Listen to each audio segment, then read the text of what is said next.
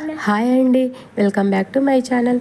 ఇక్కడ నేను గోరింటాకు పెట్టుకున్నాను చూడండి, ఎంత ఎర్రగా ఎంత బాగా పండిందో. జస్ట్ 1 అవరే ఉంచుకున్నాను, చాలా ఎర్రగా పండింది అనమాట. సో చాలా సింపుల్గా మనము 2 చేతులకు పెట్టుకోవడం ఎలాగా, అలాగే మనము గోరింటాకుని చాలా తొందరగా మెత్తగా మిక్సీలో ఎలా నూరుకోవాలో చూపిస్తాను చూడండి.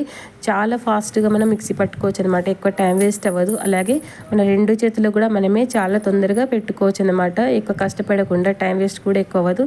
ఇప్పుడు ఆషాఢ మాసం కదా, సో అందరూ గోరింటాకు పెట్టుకుంటారు కదా.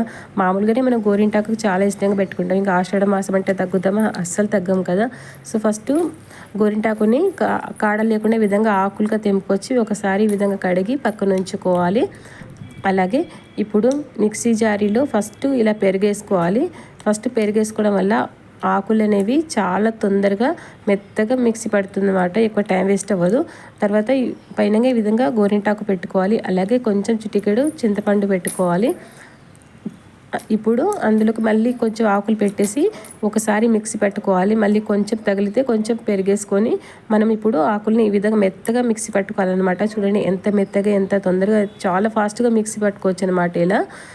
అది ఇప్పుడు చూడండి, ఒకసారి ఇలా కలిపి తీసారంతే, ఎంత చెయ్యి ఒక్కసారికి ఎంత ఎర్రగా పండిందన్నమాట. సో బాగా ఎర్రగా కూడా పండుతుంది ఈ విధంగా మిక్సీ పట్టుకుంటే. ఇప్పుడు మిక్సీ నుంచి ఒక గిన్నెలోకి ఇలా తీసి పక్కన ఉంచుకోవాలి. ఒక 10-15 నిమిషాలు అది తీసి అలా ఉంచిన తర్వాత మనము ఫస్ట్ చేతులకి ఈ విధంగా మనము టేప్ అనేది ఇలా పెట్టుకోవాలన్నమాట. ఇలా ప్లాస్టిక్ ఈ విధంగా పెట్టుకోవడం వల్ల మనకి ఎంతవరకు డిజైన్ కావాలో అంతవరకు ఉంచి ఇలా పెట్టుకోవాలి 2 చేతులకి.